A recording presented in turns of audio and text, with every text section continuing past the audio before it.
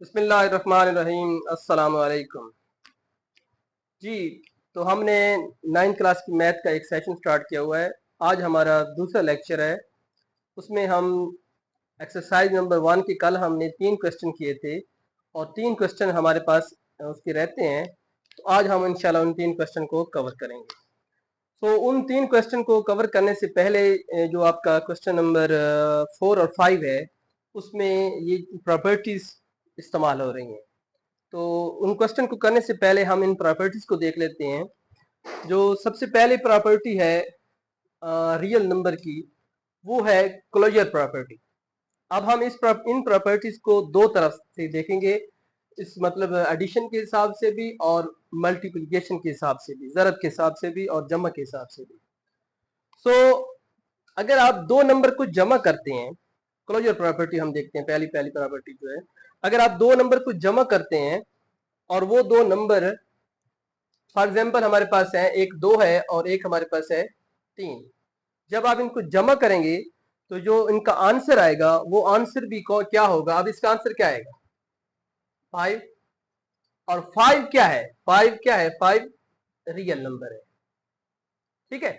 तो closure property basically क्या बताती है एडिशन के हिसाब से, कि जब भी आप दो नंबर को आपस में जमा करेंगे तो जो उनका आंसर आएगा वो भी रियल नंबर होगा। ठीक है।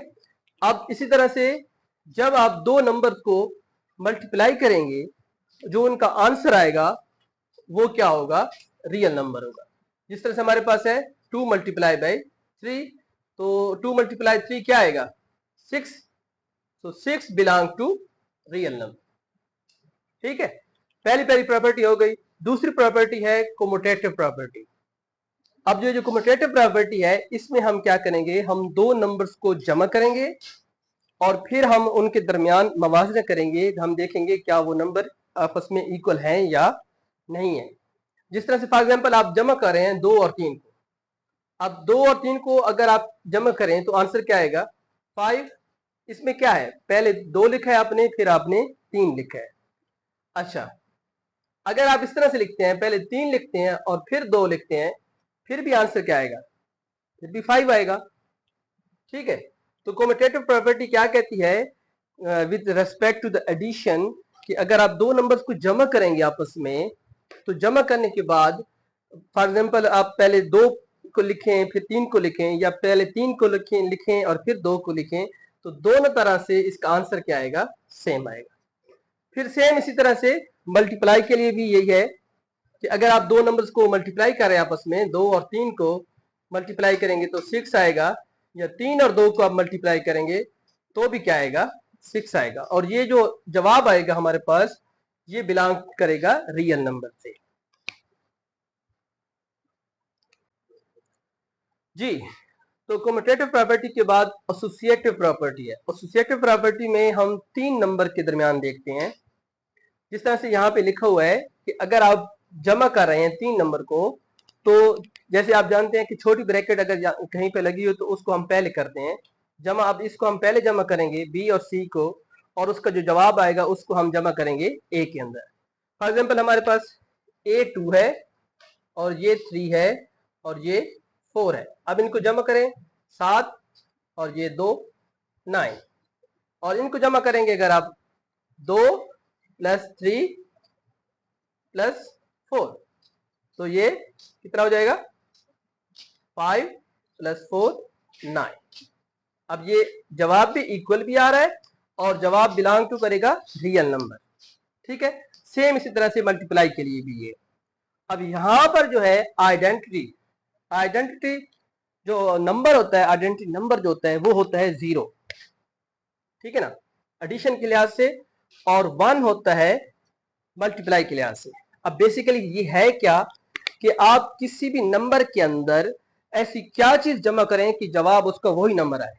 फॉर एग्जाम्पल 50 है, 50 में आप क्या जमा करें कि जवाब 50 आए?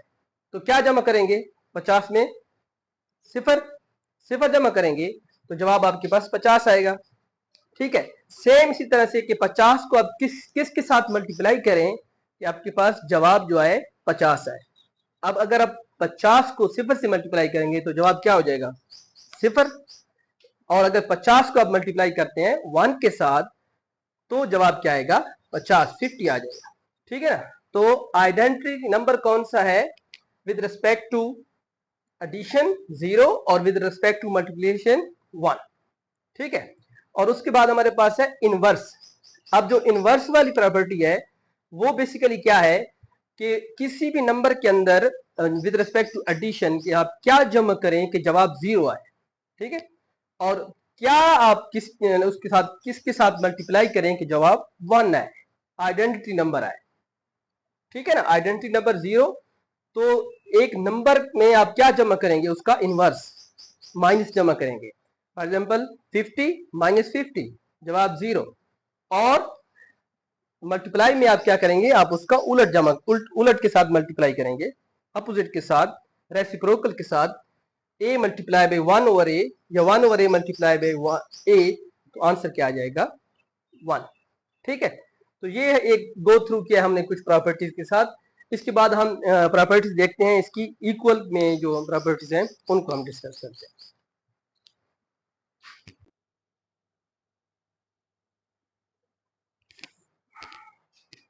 ठीक। तो क्वेश्चन नंबर 4 हम हल कर रहे हैं। क्वेश्चन नंबर 4 में बेसिकली आपने करना क्या है, आपने ये करना है कि क्वेश्चन दिए गए हैं और जस्ट आपने प्रॉपर्टी का नाम बताना है कि इस क्वेश्चन में कौन सी प्रॉपर्टी यूज हो रही है। तो आपके तकरीबन 8 सवाल हैं, 6 मैं अटेम्प्ट कर रहा हूँ और 2 मैं आप लोगों के लिए छोड़ रहा हूँ कि वो आप लोगों ने खुद करने हैं। ठीक है। तो पहला जो है इसमें देखें जरा, सबसे पहली बात तो देखें कि इसमें 3 हमारे पास हिंट से आ रहे हैं। ठीक है। और जमा हो रहे हैं ये आपस में, 3 नंबर है और ये क्या हो रहे हैं, आपस में जमा हो रहे हैं। तो जब 3 नंबर होते हैं तो हम उसको लेते हैं एसोसिएटिव, और अगर जमा हो रहा तो हम क्या लेते हैं, associative property with respect to addition. तो अब ये कौन सी प्रॉपर्टी है, associative property with respect to addition. जहां स्पेस कम थी तो मैंने पूरा नहीं लिखा, एसोसिएटिव और एडिशन सिर्फ लिखे हैं। ठीक है। अब दूसरे को देखें, इसमें क्या आ रहा है, हमारे पास दो नंबर इस्तेमाल हो रहे हैं। तो जब 2 नंबर इस्तेमाल होते हैं तो उसको हम कहते हैं कोमोटेटिव प्रॉपर्टी। फिर commutative property with respect to addition भी होती है और commutative property with respect to multiplication भी होती है। तो ये कौन सी है, विद रिस्पेक्ट टू एडिशन। ठीक है। क्वेश्चन नंबर 3 को देखें, इसमें देखें x और x माइनस। ठीक है। हमारे पास ये क्या है, आंसर क्या आ रहा है इसका, 0 आ रहा है। तो x का माइनस x क्या है, इनवर्स है विद रिस्पेक्ट टू एडिशन। ठीक है। तो इसको हम क्या कहेंगे, एडिटिव इनवर्स। अब ये वाली जो प्रॉपर्टी है इसमें क्या हो रहा है, इसमें 2 काम हो रहे हैं, बल्कि 3 काम हो रहे हैं। एक तो मल्टीप्लाई हो रहा है, ये एक प्लस हो रहा है, और एक मल्टीप्लाई होकर ये 2 पार्ट्स में डिवाइड हो रहा है, डिस्ट्रीब्यूट हो रहा है। तो इसको हम कौन सी प्रॉपर्टी लेंगे, left distributive property. Left side से ये डिस्ट्रीब्यूट कर रहा है राइट साइड की तरफ, left distributive property multiplication over addition. ठीक है। अच्छा, 5 में देखें 0 ऐड हो रहा है। तो 0 मैंने आपको बताया था, 0 क्या है, एडिटिव आइडेंटिटी है। तो ये हमारे पास 0 ऐड हो रहा है, क्योंकि एडिटिव आइडेंटिटी वो होती है, वो एलिमेंट होता है, वो हिस्सा होता है जिसको आप किसी और हिस्से के अंदर, किसी और नंबर के अंदर आप ऐड करें, उसका जवाब सेम रहे। जैसे 16 के अंदर 0 ऐड हो रहा है तो जवाब हमारे पास 16 ही आएगा। ठीक है। तो इसका हमारे पास 16 आंसर आ जाएगा, ये एडिटिव आइडेंटिटी। ठीक है। और ये मल्टीप्लेटिव आइडेंटिटी, इसमें हमारे पास 1 क्या हो रहा है, मल्टीप्लाई हो रहा है। जब 1 मल्टीप्लाई होता है तो किसी भी चीज के साथ 1 मल्टीप्लाई होगा तो आंसर क्या आएगा, सेम आएगा। लेकिन अगर आप 0 को मल्टीप्लाई कर देंगे तो वो आंसर 0 हो जाएगा। अब 100 के साथ आप 1 को मल्टीप्लाई करें तो आंसर 100, 200 के साथ 1 को मल्टीप्लाई करें तो आंसर 200। तो यहां पर हमारे पास मल्टीप्लेटिव आइडेंटिटी 2 रहती है, वो आप लोगों ने खुद करनी है।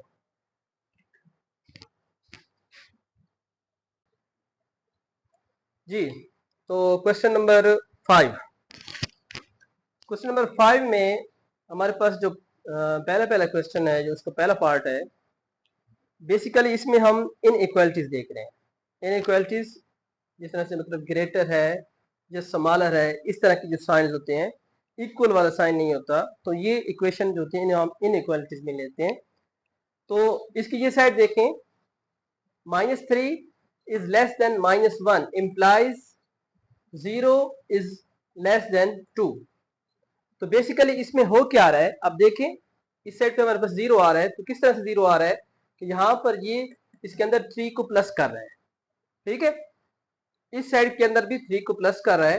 तो ये कौन सी प्रॉपर्टी इस्तेमाल हो रही है, एडिटिव, ठीक है, इनइक्वालिटी के हिसाब से एडिटिव प्रॉपर्टी इस्तेमाल हो रही है। अब दूसरा हमारे पास जो है, if a is less than b implies then 1 over a will be greater than 1 over b।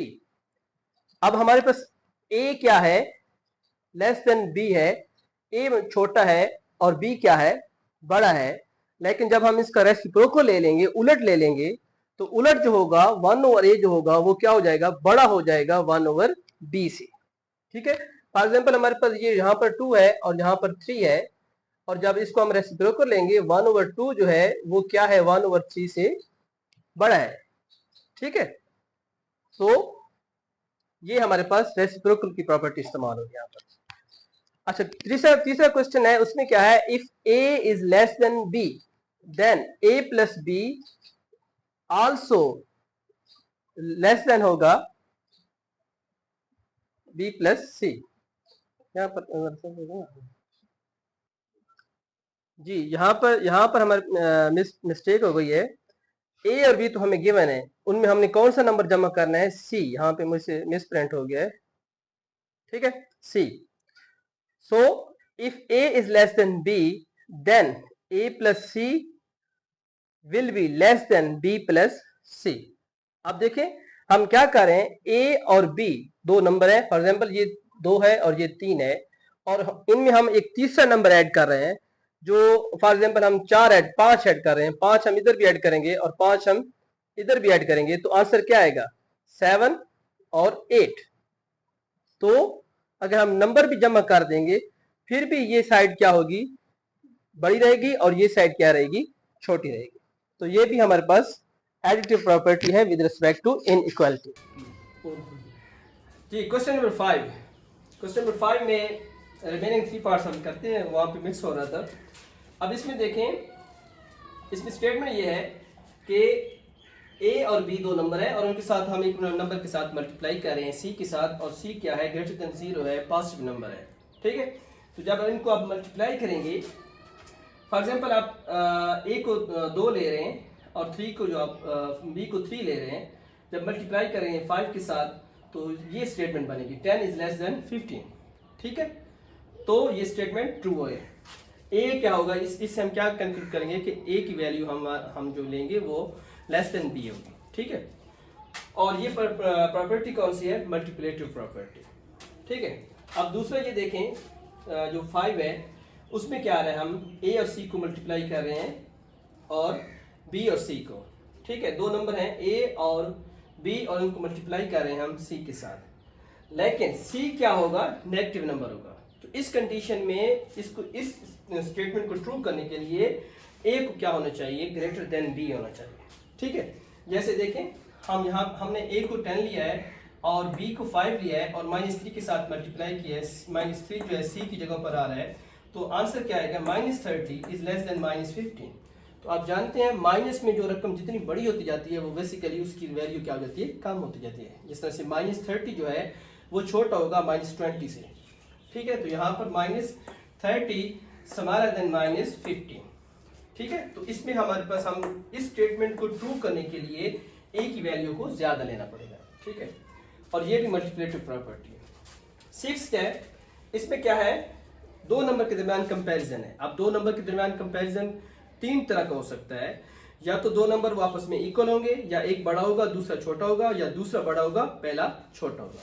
जिस तरह से या तो a बड़ा होगा b से, या a और b क्या होंगे, इक्वल होंगे, या a क्या होगा, स्मॉलर होगा b से।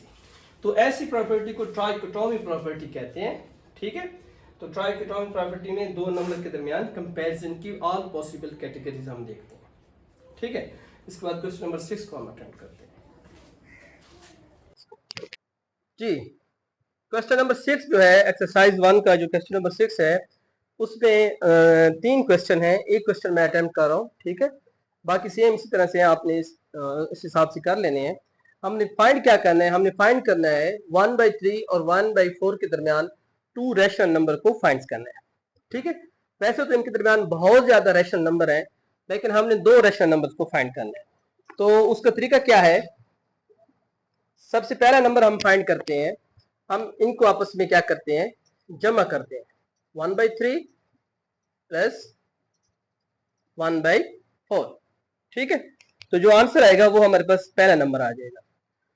सो इनका एलसीएम क्या आ जाएगा, 12, 4 प्लस 3, 7/12। तो ये हमारे पास क्या आ गया, पहला रैशनल नंबर आ गया, ठीक है। अब दूसरा जो रैशनल नंबर हम फाइंड करेंगे, वो जो हमारे पास दूसरी रकम होगी उसके साथ हम उसको जमा कर देंगे, जो हमारे पास जवाब आएगा। तो जवाब हमारे पास है 7/12, इसको हम जमा करते हैं 1/4 में। अगेन हमारे पास एलसीएम 12 आ जाएगा, 3 का टेबल 12 का टेबल एक टाइम 7 और 4 का टेबल 3 टाइम। तो हमारे पास आंसर क्या आ गया, 10/12। तो 1/3 और 1/4 के दरमियान 2 रैशनल नंबर हैं, कौन से हैं, 7/12 और 10/12, ठीक है। इस तरह से आपने इनको फाइंड कर लेना है। तो यहाँ पे हम वीडियो को एंड करते हैं, इंशाल्लाह नेक्स्ट वीडियो में मिलेंगे। अपना बहुत ज़्यादा ख्याल रखिएगा और अपने चैनल का भी बहुत ज़्यादा ख्याल रखिएगा, दुआओं में याद रखिएगा। अल्लाह हाफिज़ इंशाल्लाह।